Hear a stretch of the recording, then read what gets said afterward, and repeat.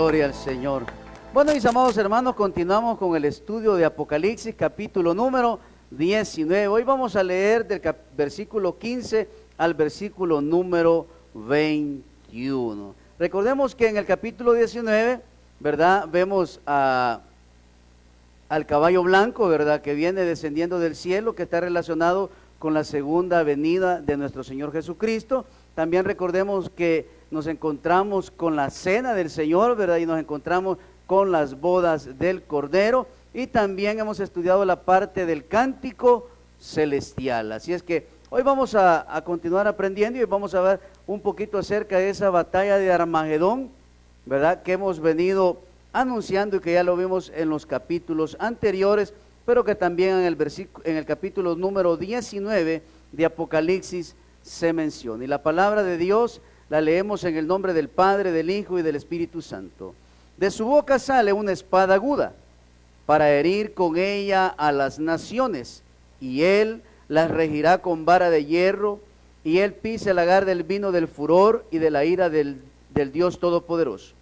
Y en su vestidura y en su muslo tiene escrito este nombre: Rey de Reyes y Señor de Señores. Y vi a un ángel que estaba en pie en el sol, y clamó a gran voz diciendo a todas las aves que vuelan en medio del cielo: venid y congregaos a la gran cena de Dios, para que comáis carnes de reyes y de capitanes, y carnes de fuertes, carnes de caballos y de sus jinetes, y carnes de todos, libres y esclavos, pequeños y grandes. Y vi a la bestia, a los reyes de la tierra y a sus ejércitos reunidos para guerrear contra el que montaba el caballo y contra su ejército. Y la bestia fue apresada, y con ella el falso profeta que había hecho delante de ella las señales con las cuales había engañado a los que recibieron la marca de la bestia y habían adorado su imagen. Estos dos fueron lanzados vivos dentro de un lago de fuego que arde con azufre, y los demás fueron muertos con la espada que salía de la boca del que montaba el caballo, y todas las aves se saciaron de las carnes de ellos. Padre, te doy gracias en esta noche por el privilegio que me das de predicar tu palabra. Espíritu Santo, pongo en tus manos mi ser, mi mente, mis emociones, el conocimiento adquirido, para que seas tú tomándome y utilizándome, que las palabras que salgan de mi ser sean de edificación, de enseñanza, Señor, y que a través de esta enseñanza podamos reafirmar nuestra fe, de cuidar este templo y morada del Espíritu Santo, y de no manchar las vestiduras blancas que tú nos has entregado. En el nombre de Jesús, amén y amén. Bueno, mis amados hermanos, continuamos con el estudio del capítulo número 19. En este capítulo 19, oiga bien, encontramos la cena del Señor, ¿verdad? Que es la cena del Cordero, pero también se menciona otra cena. Y si usted puso atención a la lectura, dice que es la cena de Dios. ¿Por qué cambia el término de la cena del Cordero a la cena de Dios? Porque en la cena del Cordero, ¿quiénes van a ser los invitados? Van a ser invitados los salvos, los salvos del Antiguo Testamento, la iglesia y los personajes o los mártires de la tribulación. En la cena de Dios, los convidados, ¿quiénes son? Son las aves de los cielos. Ellos son los convidados. ¿Por qué? Porque las aves de los cielos van a ser aves de rapiña. Y las aves de rapiña son las que, oiga bien, van a comerse los cuerpos de los reyes, de los no reyes, de los blasfemos, de todos aquellos, oiga bien, que no quisieron aceptar o recibir al Hijo de Dios y que pasaron por toda la tribulación hasta este momento crucial en el capítulo número 19, donde Cristo vendrá con su ejército a batallar esa guerra llamada la guerra de Armagedón. Entonces, hay una diferencia entre las cenas o las bodas del Cordero a la cena de Dios. También, para que no se me le olvide, ahí está el cuadrito de la línea de tiempo que tenemos, ¿verdad?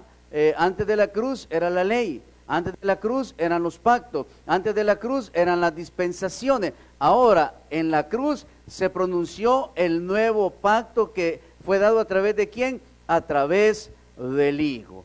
También, a partir de la cruz hasta que suene la trompeta, es el llamado el periodo de la iglesia o el periodo de la gracia. ¿Dónde empezó el nacer de la iglesia? En el libro de los Hechos, en el capítulo 1, versículo número 8, donde dice: y recibiréis poder cuando haya venido sobre vosotros el Espíritu Santo de Dios, y me seréis testigo en tu casa, con tus primos, con tus tíos, con tus abuelos, con tus vecinos, en tu colonia, en El Salvador, y de ahí hasta el fin de la tierra. Ese es el periodo de la gracia. Después viene el rapto, ¿verdad? Donde se van a celebrar las bodas del Cordero. De ahí, a partir del rapto de la iglesia, se empiezan a desarrollar las semanas 70 de Daniel, ¿verdad? Y se le hace llamar los 7 años de la tribulación, dividido en dos, en la tribulación y la gran tribulación.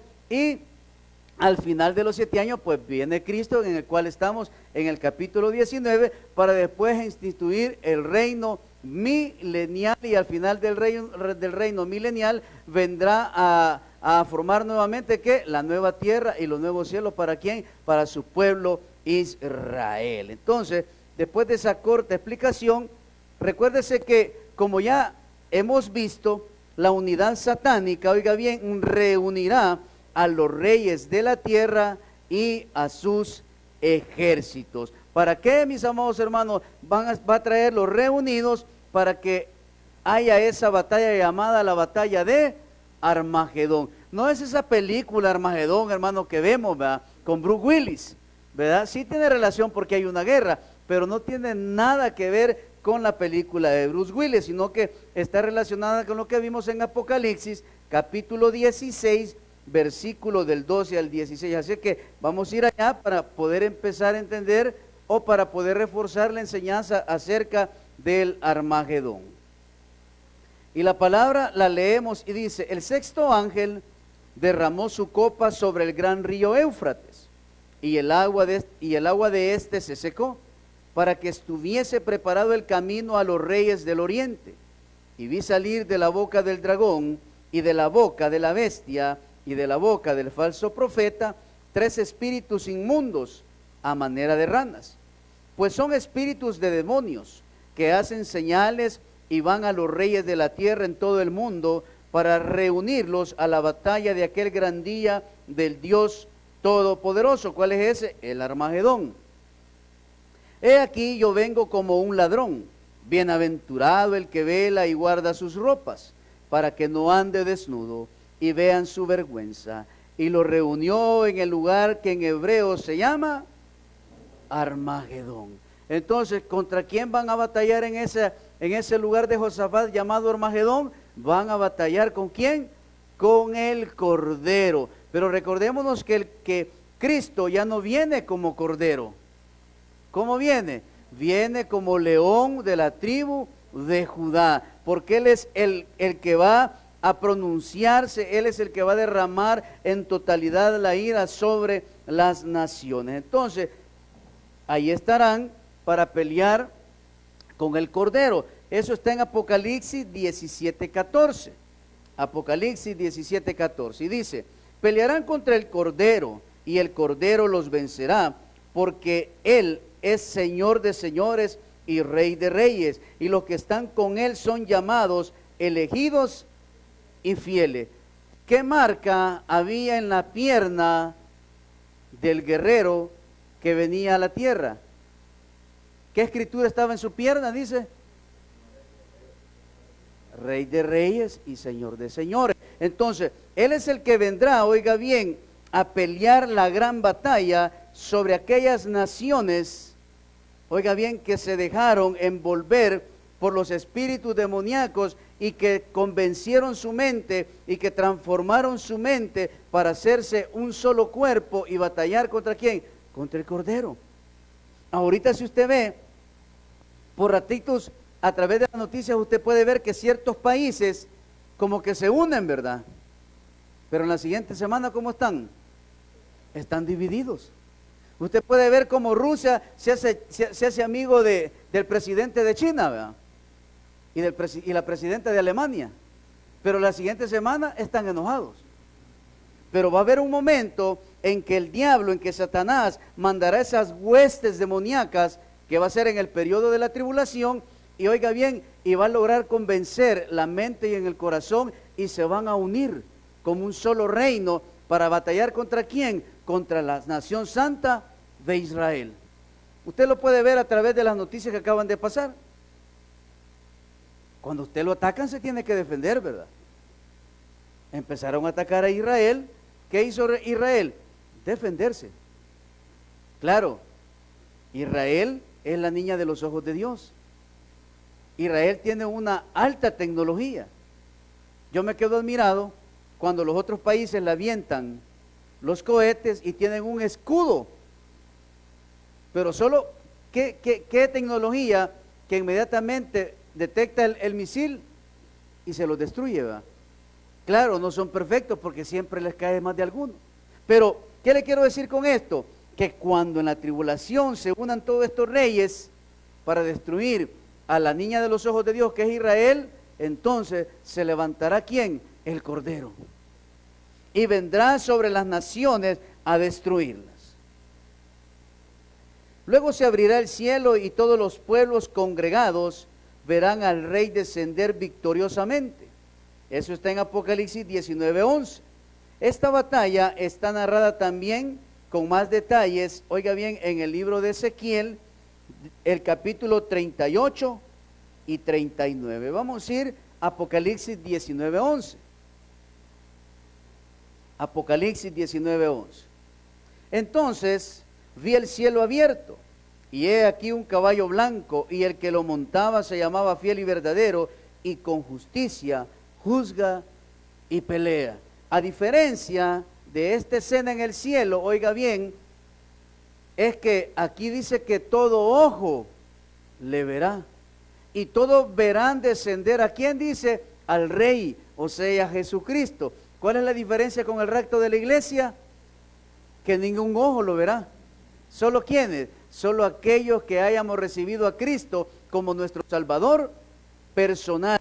Y en ese momento, en su segunda venida, dice que Él entrará por el monte de los olivos, ¿verdad?, a Jerusalén, y pondrá sus pies sobre la tierra. A diferencia que en el rapto, Cristo no pone los pies en la tierra, sino que la iglesia le vamos a recibir ¿a dónde? En los aires. Ya ves que están contentos porque Cristo viene por su iglesia. ¿Ah? ¿Cuándo será esta batalla? Será al final de la tribulación, después, oiga bien, de la caída de Babilonia, que eso se describe en Apocalipsis, capítulo 19, versículo 1 y 2. También después de las bodas del Cordero, que esto está en Apocalipsis 19, 7, y en su segunda venida. Pero antes de que los pies de Cristo se posen sobre el monte de los olivos, que eso está en Zacarías 14, 4, para entrar a Jerusalén, a su reino terrenal. Entonces, oiga bien, Cristo oye el clamor de ¿quién? De sus santos, el clamor de su pueblo. Se termina el tiempo. Ha llegado el tiempo ¿de qué? De la destrucción ¿de quién? De la unidad satánica. A mí no me gusta decirle Trinidad satánica porque no es así. La Trinidad es la de nuestro Padre, Hijo y Espíritu Santo. Algunos creen que así es, pero no. Para mí es la unidad satánica, ¿verdad? Así es que viene a destruirles, viene a pasarles la factura y viene a darles, oiga bien, la victoria ¿a quién? A la nación santa de Israel. Podemos deducir entonces que esta batalla comenzará cuando Cristo, oiga bien, estará viniendo sobre la tierra, pasará por Edom, según Isaías 63, del 1 al 6. Pisará el lagar de la ira de Dios en las afueras de Jerusalén y hasta el resto de la tierra de Israel. ¿Dónde vimos esto? En el capítulo 14, versículos del 19 al 20. Hoy vamos a ir allá al Antiguo Testamento, porque recordemos que estas son profecías no cumplidas. O hay profecías que son de doble cumplimiento, que ya se cumplieron en el Antiguo Testamento, en los cautiverios de Israel, pero también se cumplen ¿a dónde? Allá en los tiempos de la tribulación. Vamos a Isaías 63, versículos del 1 al 6. Y la palabra dice, como título tiene, el día de la venganza de Jehová. ¿Quién es este que viene de Edom, de Bosra, con vestidos rojos? Este hermoso es su vestido, que marcha en la grandeza de su poder. Yo, el que hablo en justicia, grande para salvar. Porque ¿qué es rojo tu vestido y tus ropas como del que ha pisado el lagar? He pisado yo solo el lagar, y de los pueblos nadie había conmigo.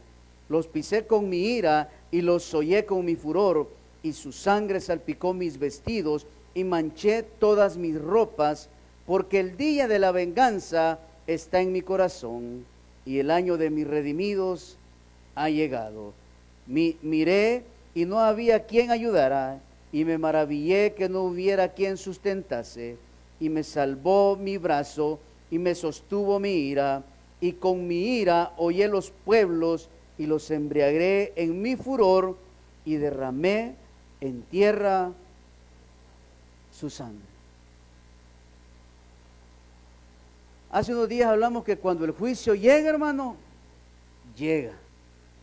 Y cuando Dios dice hasta aquí, es hasta aquí, hermano. Cuando Dios nos ha venido hablando, y lo vamos a salir un poquito ahorita, cuando Dios nos ha venido hablando por mucho tiempo, que cambiemos, que ordenemos nuestra vida, es por nuestro bien. La palabra dice que Dios al que toma por hijo, lo disciplina. ¿Cuántos de nosotros, oiga bien, Dios nos ha venido hablando, exhortándonos a que debemos de cambiar ciertas áreas de nuestra vida, pero no lo estamos haciendo? Y eso, oiga bien, está trayendo a nuestras vidas momentos difíciles, que Dios nos está pidiendo que nos volvamos a Él, que busquemos sus caminos, porque si no, entonces vendrá la ira de Dios derramándose sobre nosotros. Allá en el capítulo 1 del libro de Proverbios, Dios empieza, el versículo clave de ese versículo de todo Proverbio dice, el principio de la sabiduría es el temor a Jehová. Los insensatos desprecian ¿qué? El consejo y la enseñanza, se lo estoy parafraseando. Pero allá creo que por el versículo número 23, por ahí creo yo, empieza a decir, me buscarán de mañana. ¿Y qué dice? Pero no me hallarán. ¿Por qué? Porque ya estuvo dado el consejo, porque ya les di la instrucción, porque ya les dije qué tienen que cambiar en su hogar, en su familia, porque ya les dije qué debemos de cambiar en nuestro corazón, porque ya les dije, dice el Señor, que limpien sus corazones de toda malicia, de todo ruego, de todo orgullo, de toda soberbia, pero no hacen caso. Entonces, ¿qué viene? Viene la ira de Dios, y de repente aparece el pastor con una gran gastritis, ¿verdad? Y con una gran colitis, y con presión alta que nunca había tenido. Pero que vengo yo ante el Señor y le digo, Señor, perdóname, Padre, sana mi corazón, sácame de esta enfermedad. ¿Y qué dice el Señor? Por mucho tiempo te estuve diciendo que sanaras tu corazón. Porque le voy a decir algo, hay cosas que nosotros tenemos que sanarlas. ¿Cómo se sana el corazón? Perdonando. ¿Cuántas veces el Señor nos ha hablado, pero no queremos sanar nuestro corazón? Aquí se lo estoy espiritualizando, hermano. Allá ellos van a perder su vida. Allá ellos va a venir la ira de Dios sobre ellos. Pero nosotros, ¿qué? Van a venir enfermedades que nos van a quitar la salvación. No, mis amados hermanos, pero nos van a robar la paz, pero me va a robar la salud, pero me va a hacer alguien triste, pero me va a hacer alguien, oiga bien, que no hay gozo en mi vida. ¿Por qué? Porque estoy olvidando escuchar la voz de Dios. Estos pueblos, estas naciones, escucharon a los murmuradores, escucharon voces extrañas, escucharon ¿a quién? Al falso profeta, embelezándoles. ¿Para qué? Para que pusieran su mirada ¿en quién? En el anticristo, en el engañador. Claro, En un determinado tiempo van a ser una nación, pero sobre ellos va a venir la ira de Dios. Va a venir la ira del rey. Entonces, oiga bien, también a través del capítulo 19, vamos a ver que aquí se unen varios pasajes mencionados por Juan anteriormente. Juan habla acerca de la siega. También habla cuando pisa el lagar en el capítulo 14, versículo 19 al 20, sobre un área de 1.600 estadios, o sea, 288 kilómetros, y habrá una masacre que la sangre llegará hasta los frenos de los caballos. ¿A dónde van los frenos de los caballos, hermano? En su trompa. Ahí van los frenos de los caballos. Hasta ahí, oiga bien, va a ser el derramamiento de sangre. ¿Por qué, hermanos? Por los pecados de ellos. Siempre, oiga bien, el perdón de pecados o la restauración de un pueblo o de una nación es a través de ¿qué? Derramamiento de sangre. El hombre pecó en el capítulo 3, ¿qué hubo ahí? Un derramamiento de sangre. Para que el pueblo de Israel pudiera ser perdonado, oiga bien, por un año que había derramamiento de sangre. Para que usted y yo gozáramos del nuevo pacto, de la gracia que hubo, un derramamiento de sangre del Cordero Perfecto. Para que haya una nueva tierra, ¿qué va a haber? Un derramamiento de sangre, no para restauración, no, para finalizar con el problema. Eso se llama la ira de Dios. Entonces, se debe tener presente que los juicios de las 7 copas, particularmente el de la 7ª copa, son simultáneos con la segunda venida de Cristo. Y por lo tanto, los sucesos de la batalla de Armagedón están incluidos en estos juicios. Entonces, hablamos que primero, allá en el capítulo 14 se menciona la siega. Y en el versículo 16 dice, y el que estaba sentado sobre la nube metió su hoz en la tierra, y la tierra fue cegada. ¿Para qué servía la hoz? Para cortar el trigo, ¿verdad? Era una especie de curva con filo, se metía la hoz con un palo y se jalaba la cosecha. Por eso es que allá en Mateo hay una parábola que habla entre la cizaña y el trigo. ¿Está relacionada con qué? Con tiempos proféticos, con tiempos tribulacionarios. ¿Por qué? Porque Dios va a pasar la hoz, pero ¿va a salvar a quién?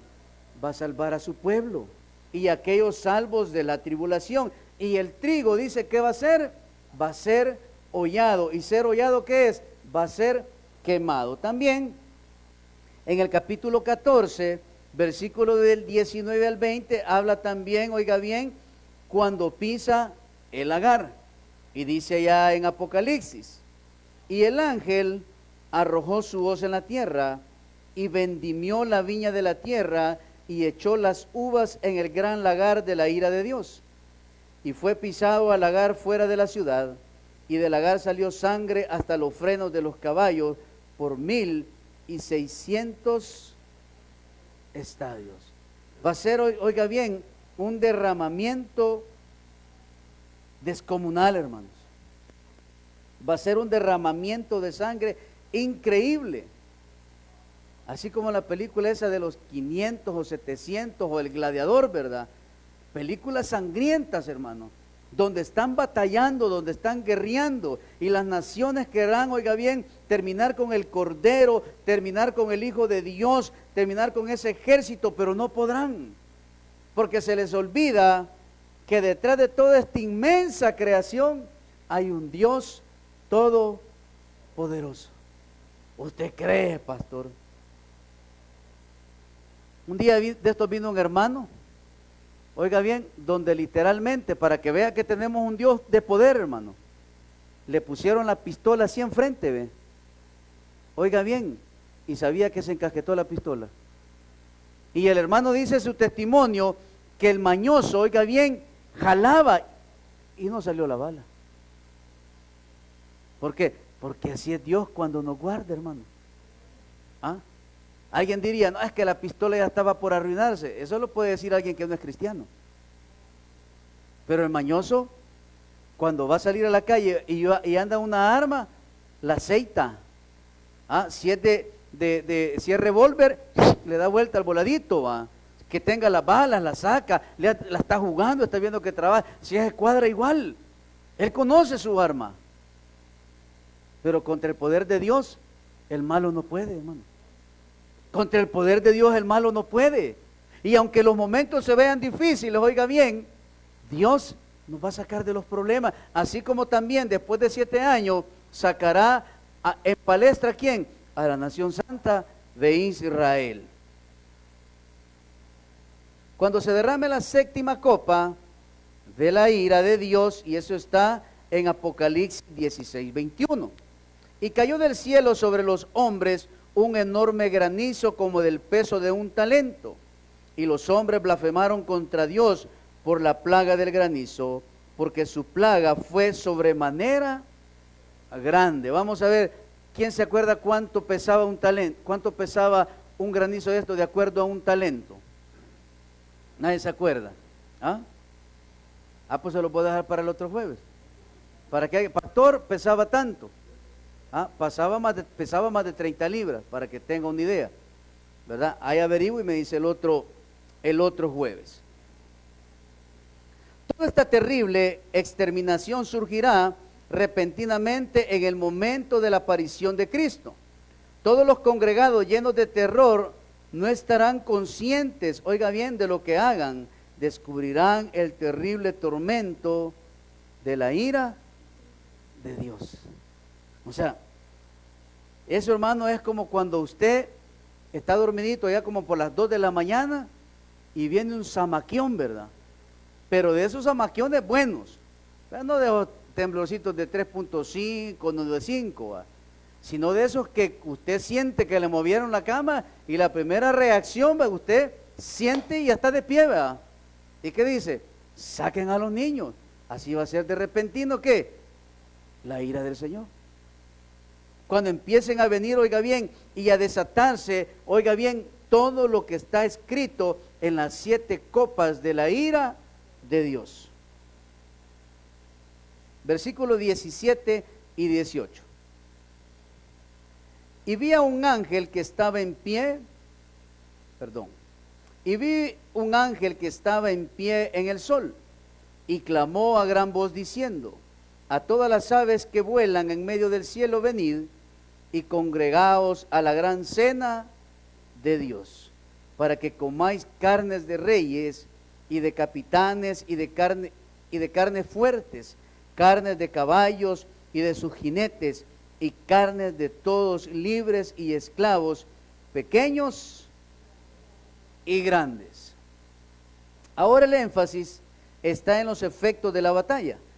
Como ya pudimos estudiar en el capítulo 16, el campo de batalla abarca toda la tierra de Israel, desde Megiddo hasta Jerusalén, el valle de Josafat y de Edom. Eso que vimos en Isaías 63, del 1 al 6. ¿Sabe qué me recuerda un poquito esta escena? Es la escena que vivieron ¿quiénes? Los israelitas en el holocausto, hermano. ¿Quiénes han visto la película El Holocausto, ver documentales del Holocausto? ¿Cómo estaban los cuerpos, hermano? Uno sobre otros. Eran llevados en carretillas, oiga bien, donde estaban aquellos grandes hornos. Y los alemanes se daban gustos y los tiraban a que se quemasen. Más de 6 millones de judíos, oiga bien, muriendo. Pero al final de la tribulación, esa escena lo van a ver ¿quiénes? Todos aquellos que quisieron luchar en contra de ¿quién? De Israel, la nación santa de Dios. ¿Cómo gira la historia, verdad? Claro, todo esto va a llevar un proceso. Y para la gloria de Dios, todos aquellos que confiesen que Cristo es su Salvador y vivan de acuerdo a lo que Él dejado escrito, no verán este momento, hermano. Y eso es lo bonito de la palabra de Dios. Y eso es lo bonito de la Biblia, que Dios nos ha dejado el libro, hermanos, para decirnos, ¿querés sufrir? Ese es el futuro del sufrimiento. ¿Querés vivir? Ahí está el futuro de los que quieren vivir. Entonces, oiga bien, la ira de Dios se derramará sobre la humanidad. Pero muchas veces, aunque la ira venga, no entendemos. Pero ya en este momento, oiga bien, porque allá por el capítulo 14 o 13 dice que la gente vio la mano de Dios a través de las plagas que vinieron, pero ni aún así se arrepintieron, sino que siguieron deleitándose ¿en qué? En las cosas vanas. Y así pasa muchas veces también en nuestras vidas. Hay un contraste entre la situación de los redimidos y la de los impíos. Mientras los redimidos, oiga bien, se dispongan a disfrutar de la cena de las bodas del Cordero, los inicuos serán el plato principal de las aves del cielo que serán convocadas a la gran cena del Señor. ¿Dónde fue profetizado esto también? Vamos a Ezequiel. Ezequiel capítulo 39, versículo 12. Y la casa de Israel los estará enterrando por 7 meses para limpiar la tierra. En Daniel 12:2 dice, bienaventurado el que espere y llegue a 1335 días. ¿Por qué? Porque va a llegar la salvación a ellos. Oiga bien, ¿cuánto dice que van a estar enterrando los cuerpos, hermano? 7 meses. Para que vea la magnitud. Y aparte de eso, ¿qué habrá? Habrá hedor, habrá gusanos, habrá moscas, habrá pestes. Pero, oiga bien, ¿por qué ha venido la ira de Dios? Porque Dios va a limpiar la tierra, hermano. Porque Dios va a limpiar la tierra.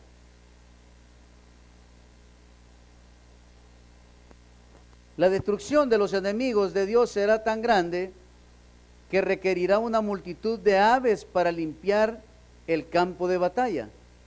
Esto se llama la gran cena de Dios, porque Dios proporcionará el alimento para las aves de rapiña. Aquellos que ya estamos un poquito avanzados de edad, ¿verdad? ¿Se acuerda que de repente usted veía el cielo y veía las grandes águilas, no, ¿verdad? ¿Qué veía? Una gran comunidad de sopes, ¿verdad? Y los veía, ¿qué? Dando vuelta. ¿Y qué decíamos? Ahí hay un muerto. Un muerto. Ahora imagínense todas las aves de rapiña que van a estar sobre esos lugares. ¿Cuántas serán, hermano? Si aquí dice todas, no dice 1000, ni 2000, ni 3000, sino que dice todas serán convidadas a la gran cena de Dios, donde el platillo servido serán los reinos de la tierra, comandados ¿por quién? Por el anticristo y el falso profeta y el diablo. La gran cena de Dios es distinta a la cena de la boda del Cordero. Versículo 19. Y vi a la bestia, a los reyes de la tierra y a sus ejércitos reunidos para guerrear contra el que montaba el caballo y contra su ejército. El anticristo es el líder de los ejércitos que luchan contra Cristo, pero serán derrotados de manera aplastante. El juicio de Dios incluye al mundo entero, además de los ejércitos reunidos. Vamos a Jeremías 25, 29 al 33.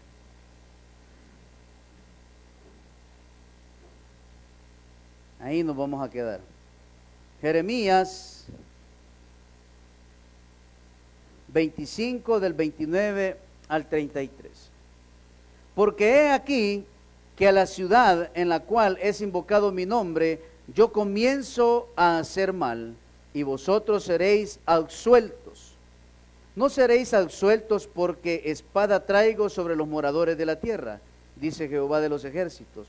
Tú pues profetizarás contra ellos todas estas palabras y les dirás, Jehová rugirá desde lo alto y desde su morada santa dará su voz, rugirá fuertemente contra su morada, canción de la guerreros cantará contra todos los moradores de la tierra. Llegará el estruendo hasta el fin de la tierra, porque Jehová tiene juicio contra las naciones. Él es el juez de toda carne, entregará los impíos a espada, dice Jehová. Así ha dicho Jehová de los ejércitos, he aquí el mal irá de nación en nación, y grande tempestad se levantará de los fines de la tierra, y yacerán los muertos de Jehová en aquel día desde un extremo de la tierra hasta el otro. No se endecharán, ni se recogerán, ni serán enterrados, como estiércol quedarán sobre la faz de la tierra. Qué desalmado es Dios, ¿verdad, hermano? Así dicen muchos, hermano. Y que no es un Dios de amor, pues.